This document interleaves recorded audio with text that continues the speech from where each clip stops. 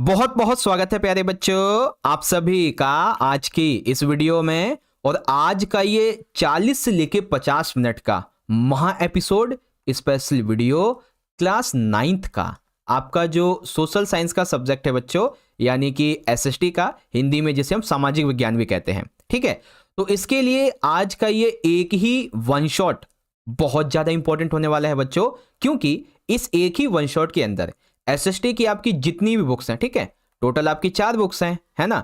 तो इन सभी बुक्स के हम लोग मोस्ट इंपॉर्टेंट जो क्वेश्चन आंसर है उनको देखने वाले हैं। और ये ऐसे क्वेश्चन होंगे बच्चों जो कि ज्यादातर हर साल एग्जाम में रिपीट होते ही होते रहते हैं। ठीक है, 20 से लेके 25 आपको मैं ऐसे क्वेश्चन बताने वाला हूं जो कि इन चारों ही बुक्स से इतने इंपॉर्टेंट है कि यहां से क्वेश्चन आपके एग्जाम में जरूर बनना ही बनना है। ठीक है, और बेस्ट पार्ट क्या है इस वीडियो का कि ये वीडियो हिंदी मीडियम के बच्चों के लिए भी है और इंग्लिश मीडियम के बच्चों के लिए भी। ठीक है, तो जो भी बच्चे इस सेशन में ज्वाइन हो चुके हैं, इस वीडियो में ज्वाइन हो चुके हैं, जल्दी से जल्दी इसको लाइक कर दें और अपने सभी दोस्तों में ज्यादा से ज्यादा शेयर कर दीजिए ताकि वो भी इससे फायदा उठा सकें। ठीक है, चलिए बच्चों शुरुआत करेंगे आज के अपने इस स्पेशल वीडियो की।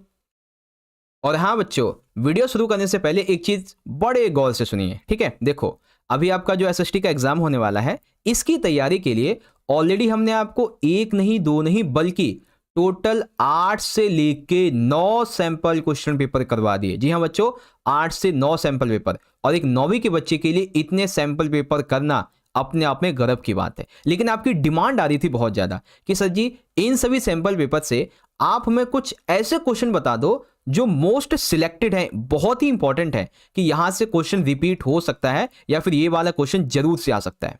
ठीक है, तो इस वीडियो में आपको मैं वैसे ही क्वेश्चन बताने वाला हूं, आप उनको टिक मार्क कर लेना। ठीक है, या फिर चाहे तो उसका स्क्रीनशॉट ले लेना, और कुछ क्वेश्चन को मैं समझाता हुआ भी चलूंगा जिससे कि आपकी प्रैक्टिस हो जाएगी, रिवीजन भी हो जाएगा। ठीक है, चलो पहले हिंदी में समझेंगे फिर इंग्लिश में।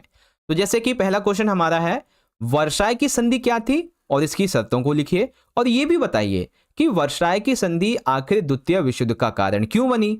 ठीक है, तो फटाफट से और जल्दी जल्दी समझेंगे। देखो बच्चों, वर्षाय की संधि क्या थी, तो फर्स्ट वर्ल्ड वॉर के खत्म होने के बाद जून 1919 में वर्षाय की संधि पे हस्ताक्षर हुए, जिसके तहत जर्मनी के ऊपर जो मित्र राष्ट्र थे, ठीक है, मित्र राष्ट्र कौन से थे बच्चों, क्या नाम है, फ्रांस, इंग्लैंड, रूस और यूएसए। ठीक है, इसने कई अपमानजनक शर्तें इसके ऊपर थोपी। कौन कौन सी, फर्स्ट वर्ल्ड वॉर के लिए जो जर्मनी है इसको जिम्मेदार ठहराया गया, और साथ ही उसे 6 अरब पाउंड का जुर्माना लगाया गया।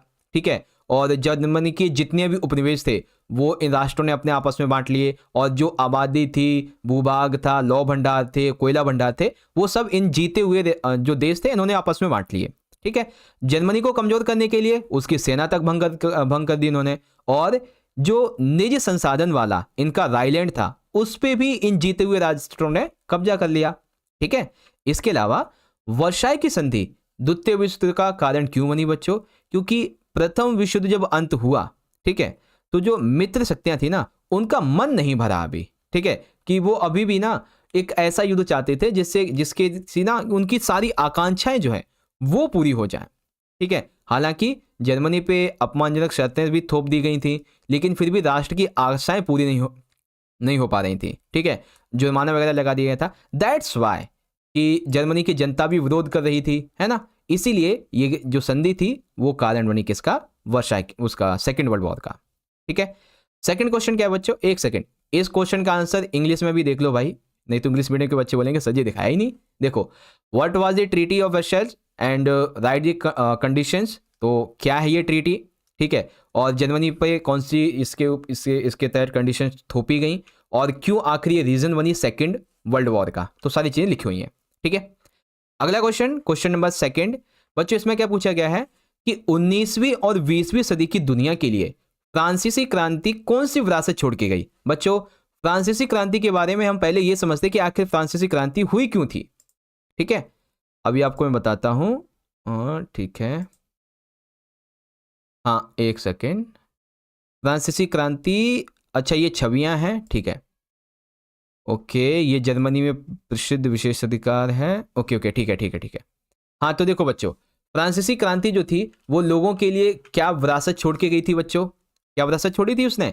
एक तो लोगों के लिए स्वतंत्रता का विचार, ठीक है, समानता का सिद्धांत, ठीक है, ताकि सभी जो है कानून के समक्ष समान है, सभी को अधिकार मिलने चाहिए, स्त्रियों को भी अधिकारों की मांग की बात हुई, बंधुत्व की भावना, यानी कि इस क्रांति ने फ्रांस और अन्य देशों में एकता और सामूहिक संघर्ष की भावना को उत्पन्न किया था, ठीक है। इसके अलावा प्रजातांत्रिक विचार, यानी कि एक ऐसा समाज हो जहां पे जो प्रजातंत्र है इसका आरंभ होना चाहिए, सामंतवाद को खत्म करके, दास प्रथा खत्म हो, वर्ग भेद खत्म हो, समानता आ जाए एक तरीके से, ठीक है। सामंतवाद का अंत, ये आपको बता दिया मैंने अभी। तो इस तरीके से ये 5 इसके विरासत हैं, ठीक है।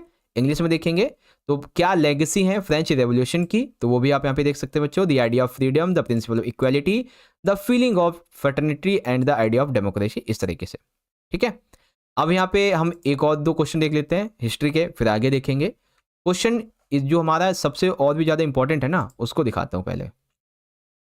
ये वाला जो है ना, ये वाला हिटलर का उदय और इसके पतन को विस्तार से समझाइए।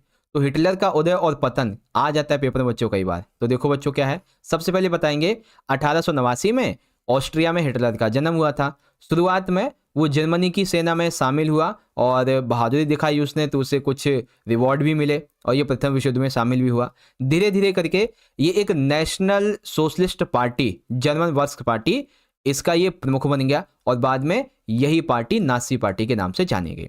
धीरे धीरे धीरे करके इस पार्टी से निकलते हुए ये 30 जनवरी 1933 को हिटलर बन गया जर्मनी का चांसलर। क्या बन गया? जर्मनी का चांसलर। और फिर 28 फरवरी 1933 को विद इन मान लीजिए कि 29 से 30 दिनों के अंदर ही इसने एक अग्रिम अध्यादेश जारी किए, ठीक है। और इस अध्यादेश के जारी करते ही इसने अभिव्यक्ति, प्रेस और सभा करने की जो आजादी थी नागरिकों की, वो छीन ली, ठीक है, और एक लंबे समय तक निलंबित कर दिया।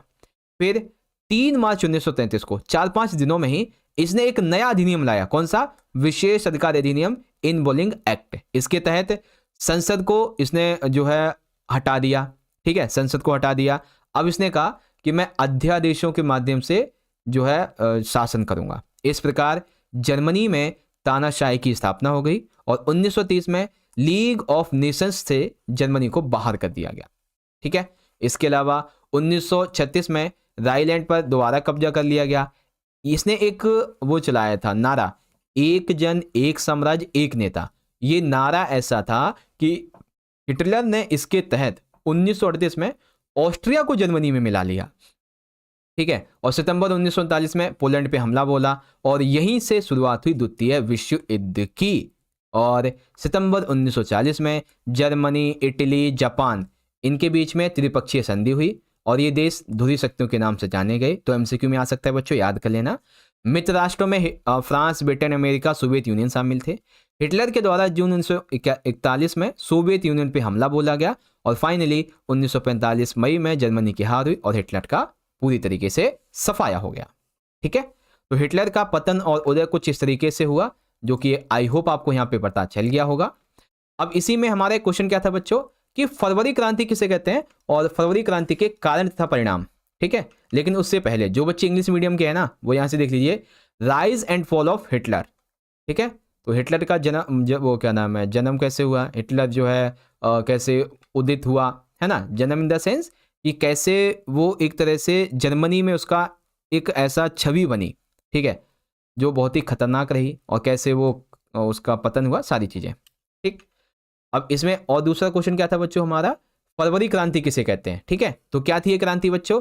1917 में मजदूरों के इलाके में पदार्थों की भारी कमी हो गई, ठीक है, कच्चे माल की। तो इसकी वजह से क्या हुआ कि उनको कुछ मिल नहीं पा रहा था, इसीलिए बहुत सारे प्रदर्शन की शुरुआत हो गई। अब इन विरोध प्रदर्शनों में सेना के सिपाही भी शामिल हो गए, ठीक है, सरकार का विरोध करने के लिए। तब परिस्थितियों को देखते हुए 2 मार्च 1917 को जार ने गद्दी छोड़ दी और एक अंतरिम सरकार का गठन हुआ। इस प्रकार फरवरी क्रांति के द्वारा जार के निरंकुश शासन का अंत हुआ। क्या कारण थे फरवरी क्रांति के? तो प्रथम विश्व युद्ध जो था वो बहुत ही लंबा चल चुका था, ठीक है। रासपुतिन यानी कि एक सन्यासी का वहां पे प्रभाव देखा गया। असंख्य रूसी सैनिकों की मौत हुई, ठीक है, तकरीबन 40 से 50 लाख। सैनिकों का मनोबल गिरा, शरणार्थियों की समस्या बढ़ गई, ठीक है, खाद्यान्न की कमी हो गई, उद्योग जो थे वो बंद हो गए, इस तरह से।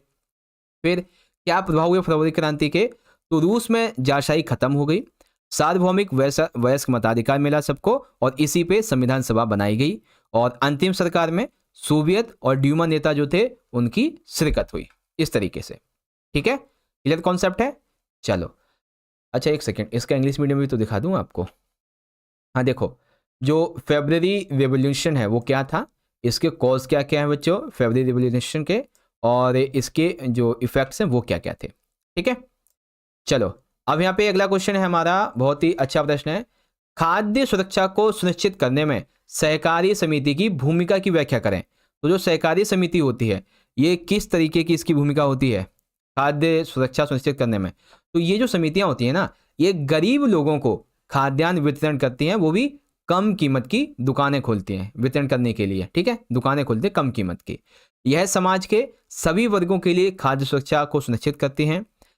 कम उपजाऊ भूमि को, ऐसे क्षेत्र जो होते हैं ना वहाँ पे ये कदम उठाती है उनको और अच्छा बनाने के लिए। ठीक है, अनाज बैंक की ये सहकारी समितियों का हस्तक्षेप के कारण ये स्थापना हो पाई है, सीपीना नहीं स्थापना हो पाई है। ठीक है, वे ग्रामीण क्षेत्रों में जागरूकता कार्यक्रमों और कौशल विकास में मदद करते हैं। कुछ ऐसी ऐसी बातें हैं इसकी। ओके, फिर बच्चों हमारी शिक्षा में क्या क्या सुधार हुए हैं?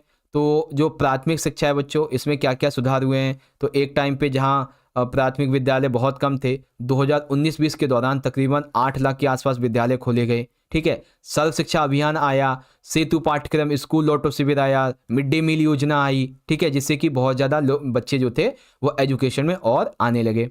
फिर उच्च शिक्षा में प्रगति हुई, हायर एजुकेशन में प्रगति हुई। कैसे क्या हुआ सारी चीज़ें देख सकते हैं। कुछ चुनौतियां भी सामने आई थी, है ना।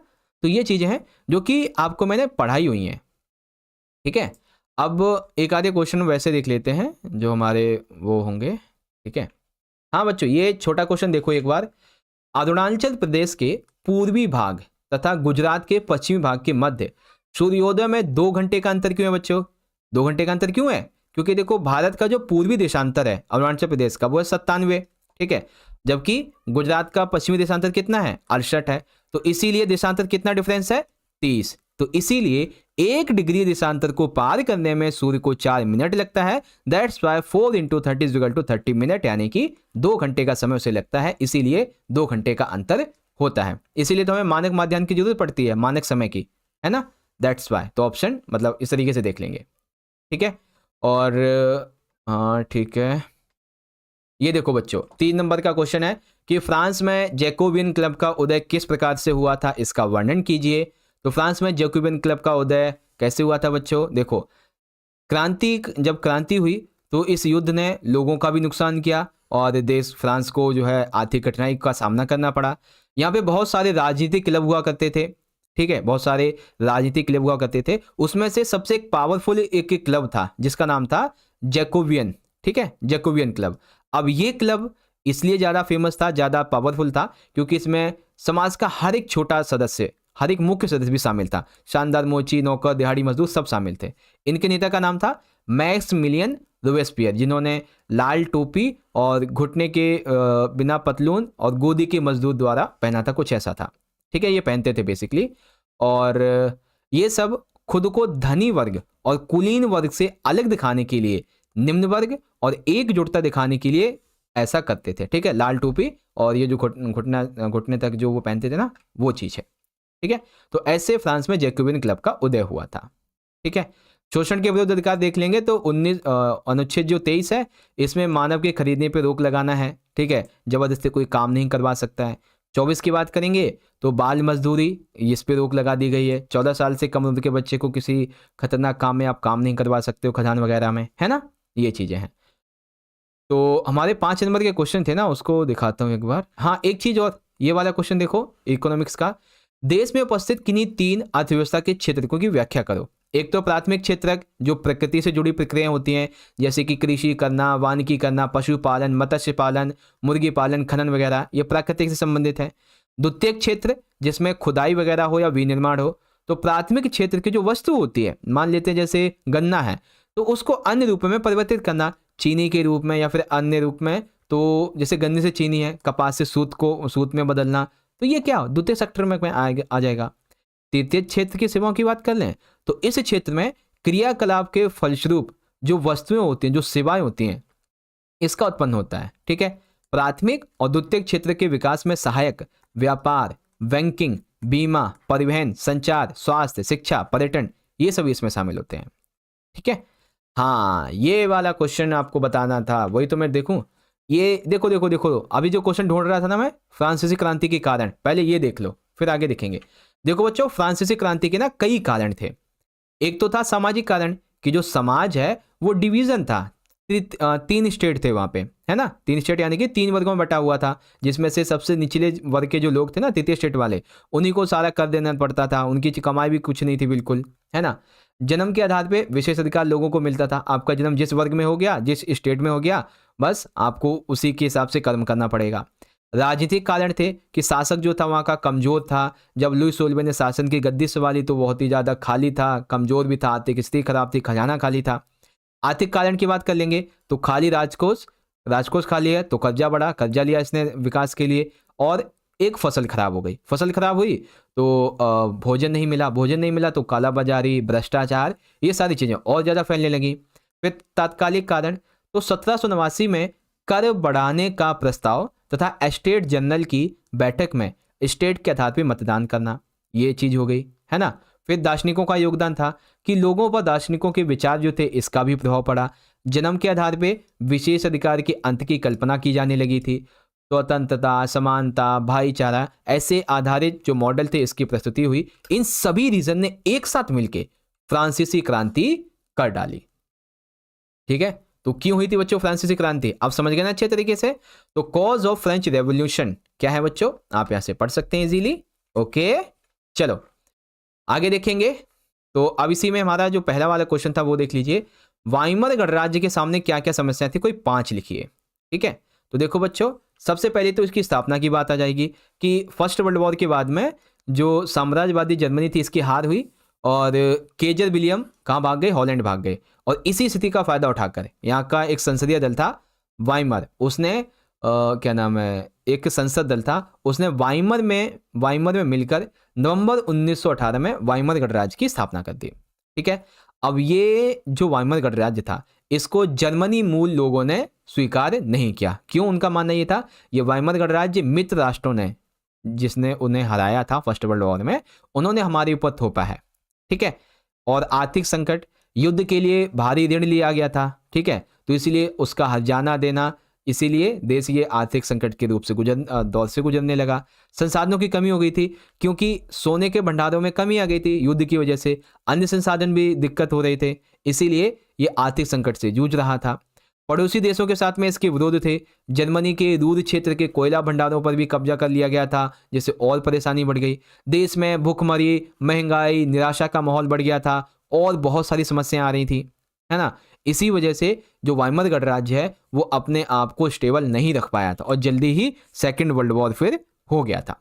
ठीक है, तो देख लीजिए बच्चों, प्रॉब्लम्स क्या फेस करनी पड़ी वाइमर गणराज्य को। देखो यहाँ पे मैं जल्दी जल्दी इसलिए बता रहा हूँ क्योंकि टाइम कम है एग्जाम होने में, ठीक है, ज़्यादा टाइम बचा नहीं है, इसलिए मैं आपको सिर्फ ये कह रहा हूँ कि बस आप एक बार ना नज़र मार लो इन क्वेश्चन पे, कि इन क्वेश्चन यहाँ से क्वेश्चन बनेगा आपके एग्जाम में।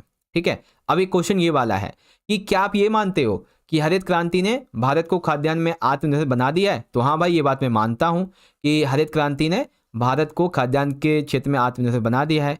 क्यों, क्योंकि स्वतंत्रता के बाद में खाद्यान्न के उत्पादन को बढ़ाने के लिए हरित क्रांति सबसे पहली क्रांति थी।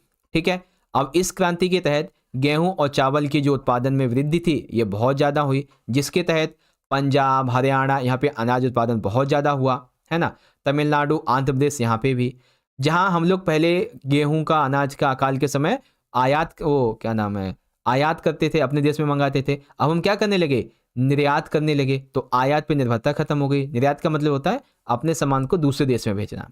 ठीक है, तो अब हम खाद्यान्न में आत्मनिर्भर बन चुके थे। ओके, अब इसी को इंग्लिश में देख लेंगे बच्चों। ये रहा आपका कि do you believe that the green revolution has made India self sufficient in food grains. तो हाँ, मैं इससे बिल्कुल सहमत हूँ। न्यू स्ट्रेटेजी, इंक्रीज वगैरह ये सारी चीज़ें आ जाएंगी और इजीली आप यहाँ से पढ़ सकते हो। और फिर जो पॉवर्टी है उसको ख़त्म करने के लिए इंडिया ने कौन कौन से जो ऑब्जेक्टिव चलाए हैं उसकी स्ट्रेटेजी को बताओ। तो एक तो है प्रमोटिंग इकोनॉमिक ग्रोथ, ठीक है। Second, targeted anti poverty programs कौन से हैं बच्चों? ये एमसीक्यू में आ सकता है कि इसकी डेट्स बताओ, इसकी डेट क्या है, इसकी डेट क्या है, ऐसे करके तो पढ़ लेना इसको ढंग से।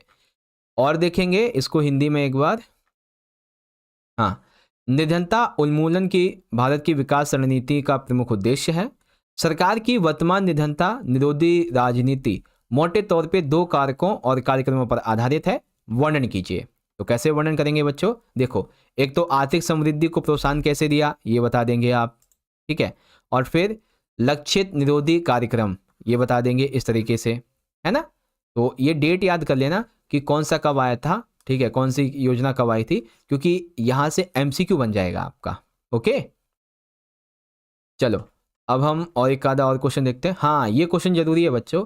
गंगा नदी तंत्र की विशेषताएं जो है इसके बारे में बताओ, और ये अन्य तंत्र से अलग क्यों है बच्चों? तो गंगा नदी जो है वो भारत की सबसे लंबी नदी है, तकरीबन 2525 किलोमीटर, ठीक है।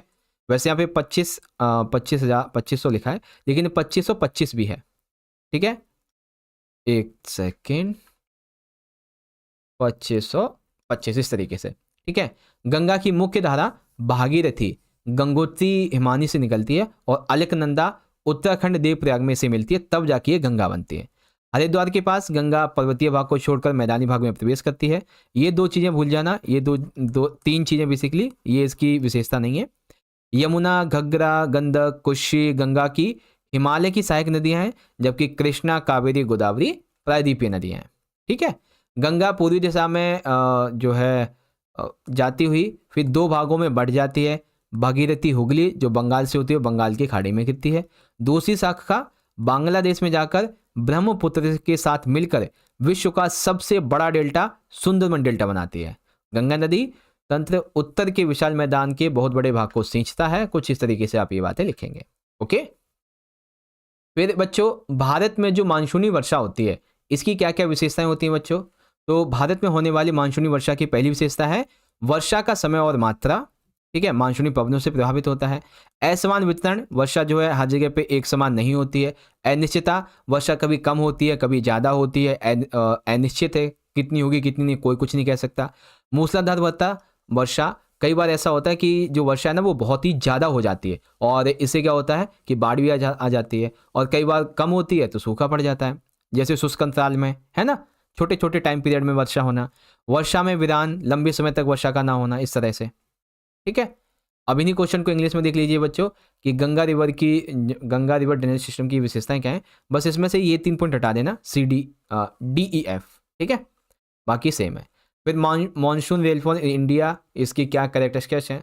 Time and amount of rainfall, uneven distribution, uncertainty, ठीक है, और torrential rainfall, dry gap, pause in rain, इस तरीके से। ओके, अब ये वाला क्वेश्चन देखो बच्चों, भारत में स्वतंत्र एवं निष्पक्ष चुनाव कराने के लिए क्या कदम उठाए गए हैं? ठीक है, तो क्या कदम उठाए गए बच्चों? चुनाव से पूर्व मतदाता सूची को ठीक किया जाता है। सरकारी मशीनरी, सरकारी जो लोग हैं इनका दुरुपयोग ना किया जा सके उस पर नियंत्रण रखा जाता है। मतदाताओं के लिए पहचान पत्र बनाए जाते हैं। चुनाव याचिका जल्दी निपटारा की जाती है। चुनाव में धन बल के प्रयोग की जांच की जाती है। ठीक है, जो चुनाव आचार संहिता है उसका ढंग से पालन करवाया जाता है। ये चीज़ें हैं। फिर लोकतंत्र क्या है और विश्व के कुछ लोकतांत्रिक शासन व्यवस्थाओं का उदाहरण दीजिए। तो लोकतंत्र क्या होता है बच्चों? शासन का एक ऐसा रूप जिसमें जनता शासकों को चुनती है, ठीक है, उसको बोलते हैं। अब्राहम लिंकन के अनुसार लोगों के लिए, लोगों की ओर, लोगों के द्वारा शासन चलाने वाली व्यवस्था को लोकतंत्र कहते हैं। अब जैसे कुछ ऐसे देश हैं जो अलोकतांत्रिक हैं, जैसे कि मैक्सिको है, वहाँ पे PRI पार्टी का ही शासन है केवल और केवल। ठीक है, सऊदी अरेबिया में भी लोगों को वोट देने का अधिकार नहीं था, 2015 में जाके मिला है। चाइना में केवल एक ही पार्टी जो है हमेशा जीतती है, वो की कम्युनिस्ट पार्टी। पाकिस्तान में कभी सैनिक आते हैं, कभी लोकतंत्र, कभी सैनिक, कभी लोकतंत्र। जिम्बाब्वे में भी एक ही पार्टी चलती है, जानू PF पार्टी, इस तरीके से, जिनके नेता रॉबर्ट मुगाबे लगातार यहाँ पे शासन करते हुए आ रहे हैं, है ना। तो ऐसी बातें हैं बच्चों। ओके, सेम इंग्लिश मीडियम में देखेंगे सारे question. What step have been taken to conduct free and fair elections? तो ये स्टेप्स लिए गए हैं बच्चों। Then what is democracy? Give example of some undemocratic governance system of the world. तो डेमोक्रेसी क्या होती है और इसके कुछ अनडेमोक्रेटिक सिस्टम गवर्नेंस के क्या है वर्ल्ड में, वो भी आप देख सकते हैं इसीलिए। ठीक है बच्चों, चलो ये वाला हो गया। अब यहाँ पे कुछ और क्वेश्चन देखते हैं, जल्दी जल्दी देखेंगे। हाँ बहुत अच्छे। जो मानसूनी भारत है, मानसूनी भारत में विभिन्न राज्यों में जो मानसून है ये एक जैसा नहीं रहता है। दैट मीन्स भारत के हर एक राज्य में जो मानसून है ये हमेशा एक जैसा नहीं रहता। ठीक है, तो इस मामले में भारतीय मानसून वर्षा की विशेषता बताओ। तो भारतीय मानसून वर्षा की क्या क्या विशेषताएं होती हैं, आप सारी बातें यहां से पढ़ सकते हैं इजीली। ठीक है, हमें एक छोटा सा और इंपॉर्टेंट क्वेश्चन पढ़ना है, पूरब की ओर बहने वाली नदियां और पश्चिम की ओर बहने वाली नदियां। तो पूरब की ओर बहने वाली नदियों के नाम है महानदी, गोदावरी, कृष्णा, कावेरी, है ना। और पश्चिम की ओर बहने वाली नर्मदा, तापी, ये हैं। पूरब की ओर बहने वाली नदियां पश्चिमी घाट से निकलकर बंगाल की खाड़ी में समाप्त होती हैं। इनका अफवाह तंत्र विकसित होता है, बड़ा होता है। ये नदियां पूर्वी तट पर बड़े डेल्टा बनाती हैं, लेकिन ये गहरी नहीं होती। वहीं पश्चिम की ओर बहने वाली नदियां नर्मदा, तापी हैं। ये नदियां अरब सागर में गिरती हैं। ये ज्वारनदमुख होती हैं। इनका अफवाह तंत्र विकसित नहीं होता है। इनकी छोटी छोटी सहायक नदियां होती हैं। ये डेल्टा नहीं बनाती, लेकिन ये गर्त से होके गुजरती हैं, मतलब ये ज़्यादा गहरी होती हैं। ठीक है, तो जो पूर्व की ओर बहने वाली नदियों की विशेषता है वही इसकी नहीं हो जाएगा एक तरीके से, है ना। चलो सेम इंग्लिश में देख लेंगे। ईस्ट फ्लोइंग रिवर्स कौन सी होती हैं, वेस्ट फ्लोइंग रिवर्स कौन सी होती हैं, इस तरह से। ठीक है जी सर, आ गया समझ, वेरी गुड। अब देखो बच्चों, यहाँ पे क्या क्वेश्चन है कि गरीबों की स्थिति को अच्छा बनाने और निर्धनता को दूर करने के लिए सरकार के द्वारा कई सारे रोजगार कार्यक्रम तथा अधिनियम लागू किए गए, वर्णन कीजिए। सही बात है भाई, बहुत सारे अधिनियम और जो रोजगार कार्यक्रम लागू किए गए, जैसे कि सबसे पहला था बच्चों प्रधानमंत्री रोजगार योजना 1933 में आई, जिसके तहत ग्रामीण क्षेत्र और जो छोटे शहर थे यहाँ पे शिक्षित बेरोजगार जो युवा थे उनको रोजगार दिए गए। ग्रामीण रोजगार सृजन योजना, गांव में रोजगार के अवसर दिलाना लोगों को। ठीक है, और स्वर्ण जयंती ग्रामोदय योजना। ठीक है, स्वर्ण जयंती ग्रामोदय योजना, प्रधानमंत्री ग्रामोदय योजना 2000 में आई थी, है ना। तो इन सभी की क्या क्या इंपॉर्टेंस है इसको याद करके जाना। महात्मा गांधी राष्ट्रीय ग्रामीण गारंटी योजना अधिनियम 2005, इस योजना के तहत ये कहा गया कि गांव के लोगों को जो भी ये कार्ड बनवा लेगा तो उसे एक वर्ष में कम से कम 100 दिनों तक रोजगार की गारंटी मिलेगी। अगर नहीं मिलता रोजगार उसे तो उसे उसका बेरोजगारी भत्ता दिया जाएगा 100 दिनों का पूरे साल भर में। ठीक है, 1/3 रोजगार महिलाओं के लिए भी इन मामलों में सुरक्षित है। ठीक है, भारत में जो निर्धनता है वो हर एक राज्य में अलग अलग है। ऐसा क्यों है, ऐसा कई कारण है। औपनिवेशिक जो लोग थे यानी कि ब्रिटिशर्स जो थे अंग्रेज, इनकी नीतियों का प्रभाव है। भारतीय सरकार की असफलताएं भी इसमें शामिल हैं। कृषि क्षेत्र का असमान वितरण है, कहीं पे सिंचाई है अच्छी तो हरित क्रांति की वजह से रोजगार वहाँ ज़्यादा मिले, और कहीं ऐसा नहीं है तो वहाँ पे रोजगार खत्म हो गए। शहरी निर्धनता, कुछ लोगों में जो शहर हैं वहाँ पे भी बेरोजगारी फैली हुई है। ऋणग्रस्तता और निर्धनता है ना। और आय का असमान वितरण हो गया, राज्यवार निर्धनता आंकड़े हो गए, इस तरीके से है। ओके बच्चों, चलो बाकी का और जो छोटे छोटे पॉइंट हैं यहाँ पे आप देख लीजिए बच्चों। प्रधानमंत्री जो रोजगार योजना है, रूरल एम्प्लॉयमेंट जनरेशन प्रोग्राम है, स्वर्ण जयंती ग्रामोदय योजना, इस तरीके से सारी बातें लिखी हुई हैं। ओके चलो, और क्वेश्चन क्या है, समानता के अधिकार के अनुच्छेद को जो अनुच्छेद है इसको उदाहरण से समझाइए। तो समानता का जो अधिकार है कौन सी किस में है, अनुच्छेद 14 में है, 15 में है, 16 में है, 17 में, 18 में। अब किस में क्या क्या कहा गया है तो ये सुन लो। अनुच्छेद 14 में कहा गया कि कानून के समक्ष सभी समान हैं, कानून से बड़ा कोई नहीं है और सभी समान है, कोई भेदभाव नहीं। अनुच्छेद 15 कहता है कि सरकार के द्वारा व्यक्तियों से किसी भी आधार पर कोई भेदभाव नहीं किया जाएगा। अनुच्छेद 16 में सभी व्यक्तियों को सरकारी रोजगारों में समान अवसर मिलेगा अगर योग्यता रखते हैं तो। अनुच्छेद 17 में छुआछूत यानी कि अस्पृश्यता का अंत किया गया। अनुच्छेद 18 में उपाधियों को अंत कर दिया गया, सेना और एजुकेशन संबंधी छोड़ के बाकी सभी उपाधियों को बंद कर दिया गया। ठीक है, तो इसी तरीके से आर्टिकल 14, 15, 16, 17, 18 राइट टू इक्वालिटी। फिर how was the Indian constitution created by the Indian constitute assembly explain in detail. तो ये भी देख सकते हैं बच्चों, ऑलरेडी आपको मैंने करवा रखा है और बहुत अच्छे तरीके से करवाया हुआ है। ठीक है, चलिए अब और कुछ क्वेश्चन देखते हैं बच्चों, जैसे कि लुईस सोल्वे कौन था और इसके राज्यारोहण क्या नाम है, जब ये राज्य सिंहासन इसने संभाला। ठीक है, राज्य आरोहण, इसके समय जो खजाना था वो खाली क्यों था बच्चों। तो देखो लुई सोलवे कौन था? ये है फ्रांस के पूर्वी राजवंश का राजा था। 1774 में इसने फ्रांस की राजगद्दी संभाली। उसका विवाह ऑस्ट्रिया की राजकुमारी एंटोनेस से हुआ। राज्य आरोहण के समय उसका राजकोष खाली था, जिसके कई कारण थे, जैसे कि लंबे युद्ध के कारण वित्तीय संसाधन फ्रांस के नष्ट हो चुके थे, पूर्वी राजाओं की शान शौकत और फिजूल खर्ची बहुत ज़्यादा थी, और खुद ये और इनकी महारानी एंटोनेट बहुत ज़्यादा फिजूल खर्ची करते थे। अमेरिका स्वतंत्रता संघर्ष में ब्रिटेन के खिलाफ अमेरिका की सहायता करी, जिससे कि इसका बहुत खर्चा हुआ, जनसंख्या बढ़ी थी और जीविका का संकट सामने आ गया था। तो ऐसी बातें यहाँ पे निकल कर आती हैं बच्चों, ठीक है। अब इसी क्वेश्चन को देख लेंगे बच्चों पहले इंग्लिश में, ताकि कोई दिक्कत ना रहे। लुई सोल्वे कौन थे और क्या नाम है, ये रहे जो शासन था, जो राज शासन क्या बोलते हैं, खजाना था, वो खाली क्यों था, उसके ये रीजंस हैं, ठीक है, पढ़ सकते हो इजीली। हाँ सर, बिल्कुल बिल्कुल। चलो आगे देखेंगे। तो अब है बच्चों की फरवरी क्रांति क्या थी, फरवरी क्रांति की घटनाएं और फरवरी क्रांति के परिणाम। तो बड़े ध्यान से समझिएगा, ठीक है। देखो बच्चों, सन 1917 की फरवरी में, एक सेकंड, ये शायद बता तो दिया मैंने आपको अभी, हाँ घटनाएं नहीं बताई थी शायद, ठीक है, घटनाएं नहीं बताई थी ना, हाँ घटनाएं सुन लो एक बार। घटनाएं क्या हैं कि फरवरी में मजदूर के इलाकों में खाद्य पदार्थों की भारी कमी होने लगी, इसकी वजह से ये की गई। 22 फरवरी को एक फैक्ट्री में तालाबंदी कर दी गई, फिर साथ ही साथ अन्य और 50 फैक्ट्रियों में तालाबंदी कर दी गई। हड़ताली मजदूरों के द्वारा सरकारी इमारतों को घेर लिया गया, राजा ने कर्फ्यू लगवा दिया। 25 फरवरी को डीएमओ को बर्खास्त कर दिया गया और 27 फरवरी को प्रदर्शनकारियों ने सरकारी इमारतों पर अपने कब्जे कर लिए। सिपाही एवं मजदूरों के संगठन सोवियत ये बने। सैनिक कमांडर की सलाह पे जार को गद्दी छोड़नी पड़ी कब? 2 मार्च 1917 को, ठीक है। और ये इसके प्रभाव थे कि रूस में जारशाही समाप्त हो गई, मत के माध्यम से संविधान सभा का चुनाव हुआ, अंतिम सरकार सोवियत संघ और मतलब अंतिम सरकार में सोवियत और ड्यूमा नेताओं की शिरकत हुई, इस तरीके से, ठीक है। चलो अब इसी क्वेश्चन को इंग्लिश में देख लीजिए बच्चों।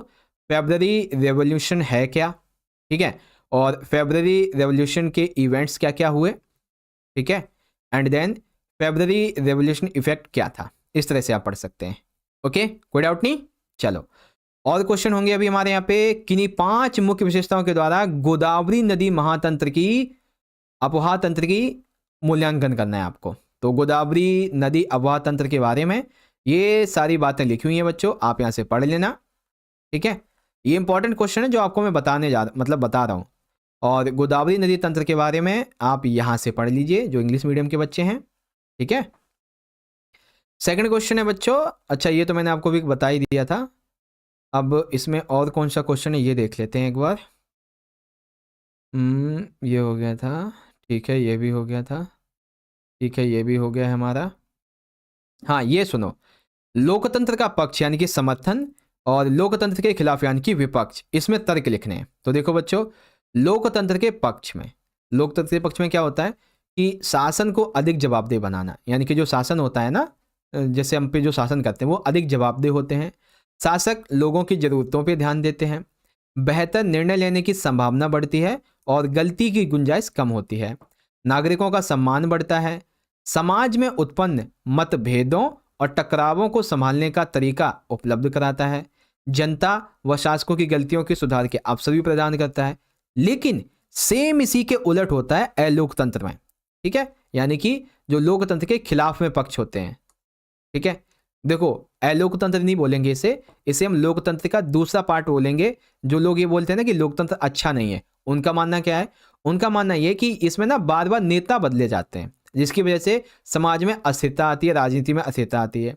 चुने हुए नेताओं को लोगों का हित पता ना होने से गलत फैसले लेते हैं, क्योंकि देखो 10 लाख लोगों पे एक नेता चुना जाता है, तो उस एक नेता को 10 लाख लोगों के हित का तो पता होगा नहीं, तो ये ऐसा मानते हैं कि भाई ये तो गलत बात होती है। फिर निरंतर विचार विमर्श के कारण फैसले में देरी, क्योंकि संसद में बहुत सारे लोग होते हैं, 545-43 होते हैं, तो वो किसी भी बात पे विधेयक पे विचार करते हैं, तो उसमें टाइम बर्बाद होता है, ठीक है। चुनावी प्रतिस्पर्धा के कारण भ्रष्टाचार की संभावना, क्योंकि देखो चुनाव होता है तो धांधलीबाजी तो पक्का है, भ्रष्टाचारी तो पक्का है, ठीक है। तो ये कहते हैं भाई चुनाव के दौरान ऐसा होगा तो दिक्कत तो बढ़ेगी। चुनावी प्रक्रिया बहुत महंगी होती है, भाई चुनाव करवाना कोई हलवा का खेल नहीं होता किसी भी देश में, बहुत सारा पैसा लगता है इस मामले में, है ना। सामान्य लोगों को सरकार चुनने का फैसला लेने में कठिनाई भी होती है, है ना, क्योंकि भाई हमें तो पता ही नहीं है कि कौन अच्छा है कौन अच्छा नहीं है, इसीलिए। ओके, अब वहीं एक क्वेश्चन ये बनेगा इसी से कि भारतीय चुनाव आयोग के सामने चुनौतियां क्या क्या आती हैं। तो कई बार क्या होता है कि जो उम्मीदवार होते हैं वो पैसा लेके जो है वोट खरीद लेते हैं, या फिर पार्टी के द्वारा गलत तरीके से जो वोट हैं वो खरीदे जाते हैं। आपराधिक पृष्ठभूमि और संबंधों वाले उम्मीदवारों पर लगाम कसना, यानी कि ऐसे उम्मीदवार जो सीट जो है ना वो तब भी पा जाते हैं जब उन्हें वो अपराधी मामले में शामिल होते हैं तो भी, है ना। तो ऐसे की पता करो और उसकी जो क्या नाम है सीट है उसको हटा दो, उसको वहां से हटा दो, है ना। तो अधिक जो आपराधिक पृष्ठभूमि वाले हैं या फिर जो किसी अन्य अपराध में लिप्त हैं उनको चुनाव ना लड़ने देना। पारिवारिक संबंधों की बुनियाद पर टिकट मिलने पर रोकथाम। होता है ना कि इस परिवार के हर व्यक्ति को टिकट मिलेगा ही मिलेगा, है ना। जैसे कि मैं पार्टी का नाम नहीं लूंगा, कोई भी एक पार्टी आप चुन लीजिए ABCD। तो आज जो है, ठीक है, आज के टाइम पे उसकी जैसे मान लेते हैं कोई भी है माता है, तो पहले उसे सीट मिली, उसके बाद में वो चुनाव जीत गई या हार गई, फिर उसके बाद उसके बेटे को सीट मिली, ठीक है। अब वो बेटा 3-4 बाद चुनाव लड़ा, ठीक है, यानी कि 20-25 साल, उसका बेटा हुआ तो उससे सीट मिली। तो ये परिवार के आधार पर सीट ना मिलने को रोकना भी सीख ली। मतदाता को चुनने के लिए ज़्यादा से ज़्यादा विकल्प मिले, इस बात को भी ध्यान में रखा जाता है, ठीक है। और छोटे दलों और निर्दलीय उम्मीदवारों की परेशानियों का निपटारा करना, तो ऐसी बातें हैं, ठीक है। अब जल्दी जल्दी से फटाफट से हम 2-4 क्वेश्चन और देखते हैं। देखो बच्चों, फ्रांसीसी क्रांति के साथ पहचानी वाली छवियां क्या हैं और यह किसका प्रतीक है। तो बच्चों देखो, फ्रांसीसी क्रांति से पहचानी जाने वाली छवियां, सबसे पहली है टूटी हुई जंजीर। क्या है? टूटी हुई जंजीर। छड़ों या फांसों का बंडल। त्रिभुज के भीतर की आंख प्रकाश बिखेरती है। राजदंड, ठीक है, राजदंड। सांप अपनी पूंछ काटकर अंगूठी बनाता है। लाल फ्रीजियन टोपी, ठीक है। नीला सफेद लाल, द विंग वुमेन, कानून पटल, ये सभी हैं। तो बच्चों ये क्या क्या दर्शाती हैं, इनको आपको खुद से पढ़ना पड़ेगा और अच्छे से इन्हें याद करना पड़ेगा, ठीक है। क्योंकि यहां से अगर क्वेश्चन बन गया तो समझो बहुत दिक्कत हो जाएगी, क्योंकि ऐसा क्वेश्चन अगर आता है ना तो आपको टू द पॉइंट आंसर लिखना पड़ता है, ठीक है। लेकिन हाँ, बना के अगर अपने ऐसे हिसाब से लिखा अपने आंसर की वो उसी पॉइंट से संबंधित है तो भी आंसर में भी मतलब नंबर में भी मिल ही जाएगा आपको, ठीक है। बाकी जो यहाँ पे लिखा है अगर वो लिख दिया तो समझ लो पक्के नंबर, ठीक है। और अरे कहाँ चला गया भाई, हाँ ये क्वेश्चन देखेंगे। पुलक ड्यूमा तथा स्टालिन का सामूहिकरण कार्यक्रम के बारे में संक्षेप में लिखिए। तो देखो बच्चों, कुलक का सामूहिकरण कैसे हुआ, ड्यूमा का सामूहिकरण कैसे हुआ, और फिर ये आता है स्टालिन का सामूहिकरण कार्यक्रम कैसा रहा, मतलब कैसे हुआ, इस तरीके से, ठीक है। सब कुछ लिखा हुआ है बच्चों, आप चाहें तो इजीली पढ़ सकते हैं, ठीक है। The following are the images identified with the French revolution. तो ब्रोक चेन्स हो गई, बंडल ऑफ रोड्स हो गए, ठीक है ना। ये सारी चीज़ें लिखी हुई हैं जैसे आप इजीली यहाँ से रीड आउट कर सकते हो, और ऑलरेडी मैंने आपको समझा भी दिया है, ठीक है। उसके बाद पुलक जो है इसका कलेक्टिविज्म कैसे हुआ, कलेक्टिवेशन कैसे हुआ, ड्यूमा की बात आ जाएगी, फिर स्टालिन की बात आ जाएगी, इस तरह से, ठीक है। उसके अलावा ये तो मैं आपको पहले ही बता चुका हूँ, और क्वेश्चन देख लेते हैं। हाँ, प्रधानमंत्री तथा मंत्री परिषद का वर्णन करें। तो देखो बच्चों, प्रधानमंत्री जो है ये राजनीति का सबसे महत्वपूर्ण पद होता है। राष्ट्रपति लोकसभा में बहुमत वाले, राष्ट्रपति नहीं, प्रधानमंत्री, एक सेकंड सही है, राष्ट्रपति सही है, क्योंकि राष्ट्रपति जो होता है ना वो लोकसभा में जिसको बहुमत मिलता है, बहुमत मिलने वाली जो पार्टी होती है, फिर पार्टियों का गठबंधन का नेता यही चुनती है, ठीक है, उसे नियुक्त करती है। राष्ट्रपति प्रधानमंत्री की सलाह पर दूसरे मंत्रियों को नियुक्त करता है। मंत्रिपरिषद उस निकाय का सरकारी नाम है जिसमें सारे मंत्री शामिल होते हैं। तो जैसे कैबिनेट मंत्री हो गए, ठीक है, स्वतंत्र प्रभार वाले मंत्री हो गए, राज्य मंत्री हो गए, ये मंत्रिपरिषद का नाम होता है, ठीक है, जिसमें सारे मंत्री हमारे शामिल होते हैं, ठीक है। आगे समझ। अब इसी का अथवा देख लेंगे समानता के अधिकार के बारे में बच्चों, ठीक है। और एक आधा ये है, हाँ ये जरूरी है बच्चों कि किसी भी देश की अर्थव्यवस्था के लिए नदियां जरूरी क्यों हैं। तो किसी भी देश की अर्थव्यवस्था के लिए नदियां अभी से नहीं बल्कि प्राचीन काल से ही जरूरी रही हैं, ठीक है। ये ताजे मीठे पानी का स्रोत होती हैं, जीवन के लिए आवश्यक हैं। जो नदियां होती हैं मृदा को उपजाऊ बनाने में सहायता करती हैं, कृषि में मदद करती हैं, नदियों के किनारे बहुत ही प्राचीन सभ्यता भी बसती आई हैं, जैसे हड़प्पा सभ्यता हो गई, मौर्य साम्राज्य वगैरह हो गए, है ना। बाद में शहरों में विकसित हुई। नदियां जल के बहाव को नियंत्रित करने में मदद करती हैं। ये बाढ़ के समय पानी को नियंत्रित करने में रोकती हैं। शुष्क मौसम में नदियों का समान जल प्रवाह बनाए रखती हैं।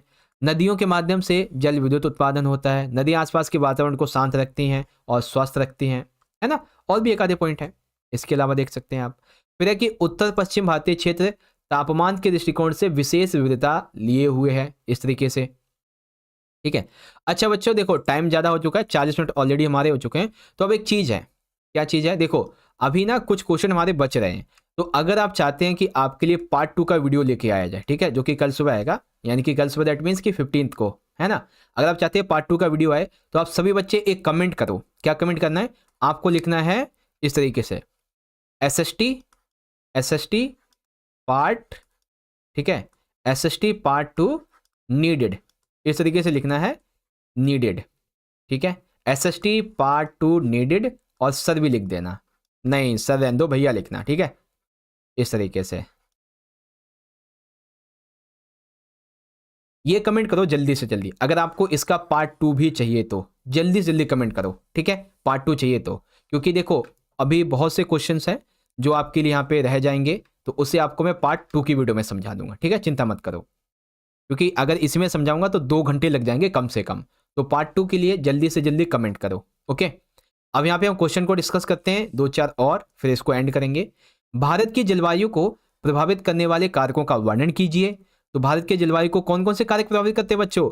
भारत के लिए अक्षांश हो गया, देशांतर है, समुद्र से दूरी है, महासागरीय धाराओं से होता है, पृथ्वी पर धरातल व स्थलीय एरिया होता है इसकी वजह से भी, और वायुदाब तथा पवन तंत्र, ये रीजन होते हैं, ठीक है, छोटे छोटे।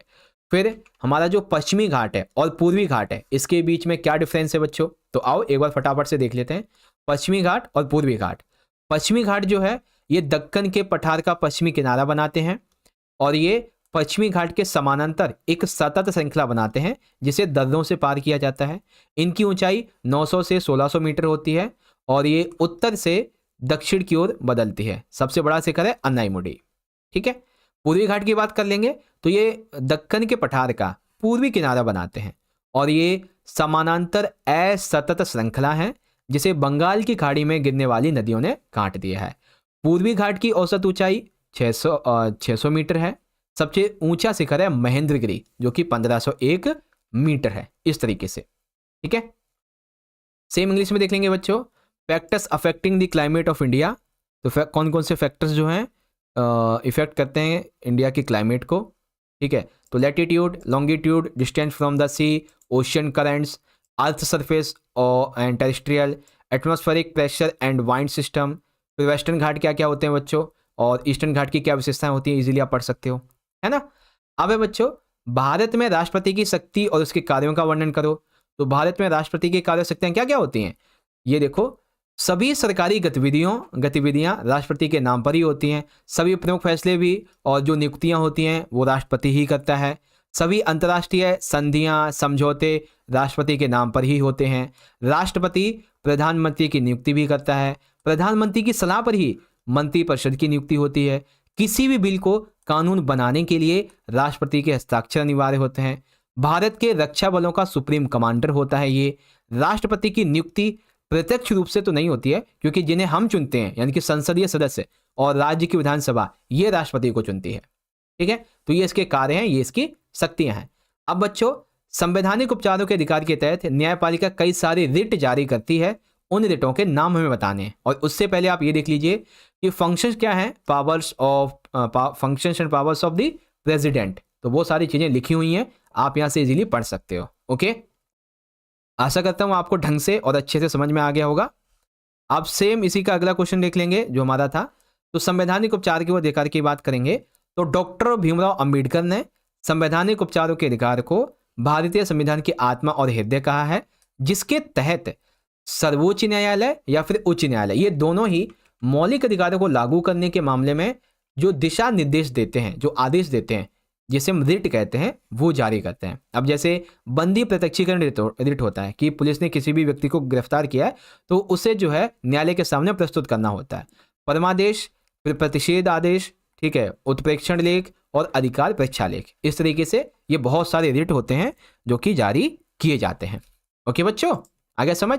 चलिए सेम इसको इंग्लिश में देख लेंगे कि राइट टू कॉन्स्टिट्यूशनल रेमेडीज, और इसके तहत habeas corpus, right to mandamus, right to prohibition, right to ये वाला हो गया, और ये कि को वॉलंटियर्स कहते हैं। ओके चलो और क्वेश्चंस यहाँ पे आ जाएंगे बच्चों। देखो 1930 तक आते आते जर्मनी में नासीवाद को लोकप्रियता क्यों मिलने लगी थी बच्चों? तो इसके कई रीजन थे।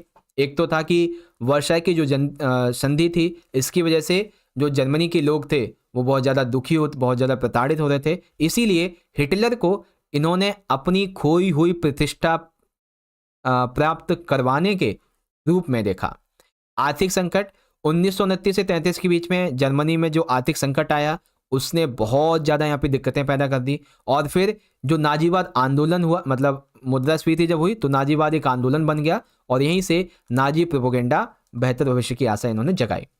राजनीतिक उथल पुथल, यानी कि जर्मनी में विभिन्न राजनीतिक दलों के बीच मतभेद थे जिससे कि सरकार कमजोर हो गई। इसका फायदा नाजियों ने उठाया और सत्ता प्राप्त कर ली। लोकतंत्र में विश्वास की कमी हुई। ठीक है, जर्मनी में लोकतंत्र संस्थाओं में विश्वास ही नहीं था और वे हिटलर को अपने सपने साकार करने की क्षमता रखने वाले नेता के रूप में देख रहे थे। वाइमर गणराज्य की विफलता यहाँ पे सामने आ जाती है। ठीक है, वाइमर गणराज्य के तहत में महंगाई बढ़ी थी, बेरोजगारी बहुत ज़्यादा बढ़ गई थी, असंतोष बहुत ज़्यादा था, विश्वास जनता का टूट चुका था और हिटलर को समर्थन मिलने लगा था, है ना। ये रीजन है इसके। हिटलर का व्यक्तित्व मैन आ जाता है। हिटलर एक प्रभावशाली वक्ता, संगठक, कार्यकुशल नेता। वह अपने जोश भरे भाषणों से जनता को आकर्षित कर लेता था। उसने शक्तिशाली राष्ट्र बनाने, वर्साय की संधि, अन्याय को बदला लेने, जर्मनी को खोई जो प्रतिष्ठा है वो पुनः प्राप्त करवाने का वादा किया। इस तरीके से आपका ये है बच्चों। ठीक है, फिर अक्टूबर क्रांति वगैरह के बारे में वैसे तो आपको समझा चुका हूँ, एक बार आप चाहो तो पढ़ लेना। अक्टूबर क्रांति क्या थी, कैसे शुरू हुई, इसकी क्रांति के बाद में क्या क्या हुआ, ये सारी चीज़ें। ठीक है, अच्छा हाँ, ये हिटलर वाला देख लो एक बार कि the following are the reason of Nazism gaining popularity in Germany in 1930।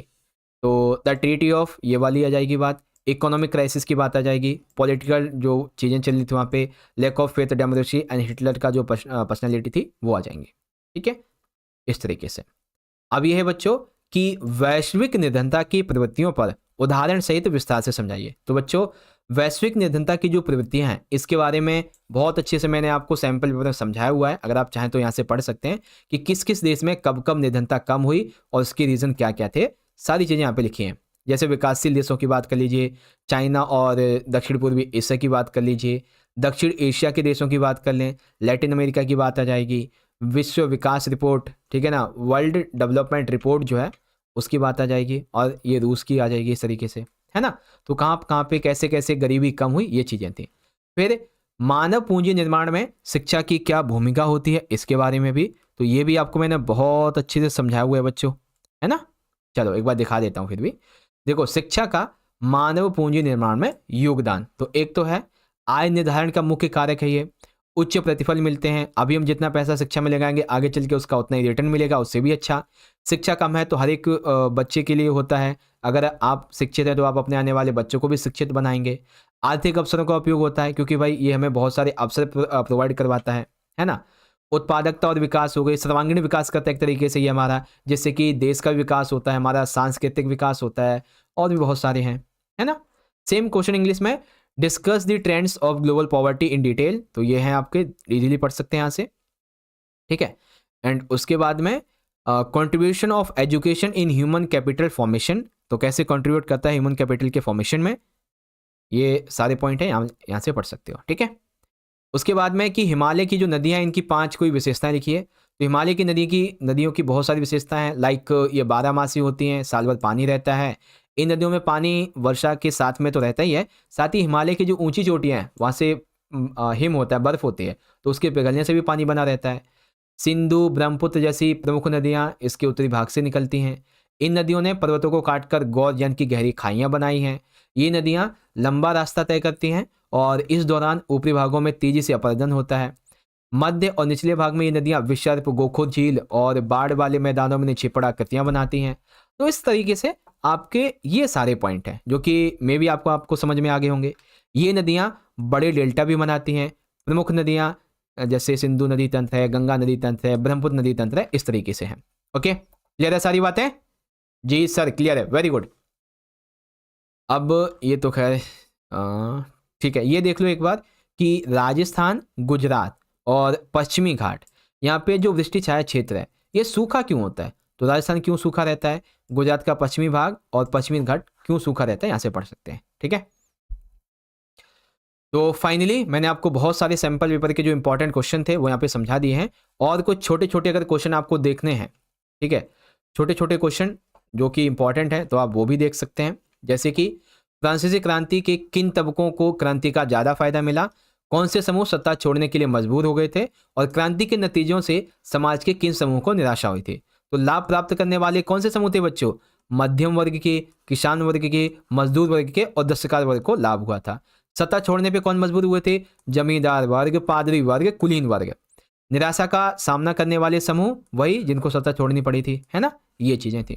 ठीक है, सेम इंग्लिश मीडियम में आप यहाँ पे देख सकते हो।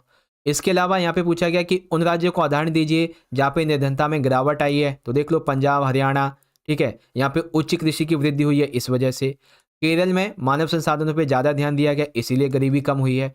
पश्चिम बंगाल में भूमि सुधार लागू किए गए इसलिए गरीबी कम हुई है ना। तो इस तरीके से आपका ये पॉइंट है। और बहुत सारे क्वेश्चन है बच्चों, वैसे दिखाना चाहूँ तो कम से कम 2 से 3 घंटे लग जाएंगे दिखाने में, ठीक है, याद करने की तो बात ही अलग है। फिर भी यहाँ पे मैं कोशिश करता हूँ कि आपको कुछ एक आधे क्वेश्चन और दिखा दूँ, ठीक है। जैसे कि एक क्वेश्चन है हमारा, समाज पर शिक्षा के महत्व का विश्लेषण कीजिए। तो बच्चों समाज पे शिक्षा का बहुत ही अच्छा महत्व होता है।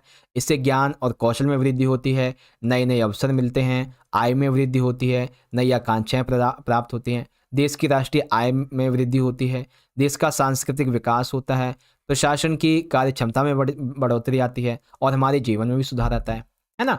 तो एक बार सारे बच्चे मुझे जल्दी से बताओ कि क्या आपको इसका पार्ट 2 चाहिए? अगर पार्ट 2 चाहिए तो कैसे कमेंट करना है? जैसा कि अभी आपको मैंने बताया था, क्या करना है, आपको लिखना है SST, ठीक है, SST पार्ट 2, ठीक है, SST पार्ट 2 नीडेड, ठीक है, और इस तरीके से कमेंट करना है जल्दी से जल्दी, ठीक है। ये कमेंट करना है आपको, जितनी जल्दी कमेंट करेंगे और जितने ज़्यादा कमेंट होंगे उतनी जल्दी आपके लिए मैं पार्ट 2 का भी सेशन लेके आऊँगा एक, जिसमें हम कम से भी कम और ज़्यादा कम से कम 20 से 25 क्वेश्चन समझेंगे, ठीक है, कम से कम। और भी हम 20 से लेके 25 क्वेश्चन समझेंगे जो 2 नंबर में और 3 नंबर में आते हैं, और साथ ही 5 नंबर के कुछ और एक्स्ट्रा क्वेश्चन भी समझ लेंगे, ठीक है। तो जल्दी से सारे बच्चे कमेंट करो, ठीक है, जिसको भी पार्ट 2 चाहिए जल्दी से जल्दी कमेंट करो। और देखना चाहता हूं कि कौन से बच्चे हैं जिनको पार्ट 2 ज़्यादा चाहिए अभी, ठीक है। बाकी डेफिनेटली वीडियो तो आएगी ही आएगी, लेकिन कमेंट ज़्यादा होंगे उतनी जल्दी आ जाएगी। और साथ ही लाइक कर दें बच्चों, ठीक है, जिसने इस सेशन को लाइक नहीं किया बच्चों लाइक कर दें जल्दी से जल्दी, ताकि वीडियो और भी बच्चों तक पहुंच सके और हमारा मोटिवेशन भी बढ़ सके, ठीक है। तो बच्चों बस आज के इस लाइव के लिए अभी के लिए इतना ही रहने देते हैं। पार्ट 2 का लाइव यानी कि पार्ट 2 की जो वीडियो है बहुत जल्दी आ जाएगी, उसको भी आप जरूर देख लेना। अब आपको ये वीडियो अच्छी लगी है तो क्या करना है आपको, सबसे पहले इस वीडियो को एक प्यारा सा लाइक कर दीजिए बच्चों, अपने सभी दोस्तों में शेयर भी कर दें, और साथ ही साथ आप सभी बच्चे मुझे कमेंट में ज़रूर बताएं, ठीक है, कि आपको पार्ट 2 चाहिए या नहीं। बाकी आप सभी को SST के एग्ज़ाम के लिए मेरी तरफ से ऑल द बेस्ट, अच्छे से पेपर करना बच्चों। वीडियो को देखने के लिए आपका बहुत बहुत धन्यवाद है, और अच्छे से एग्ज़ाम करके, ठीक है, बहुत बहुत धन्यवाद। जय हिंद, जय भारत, वंदे मातरम।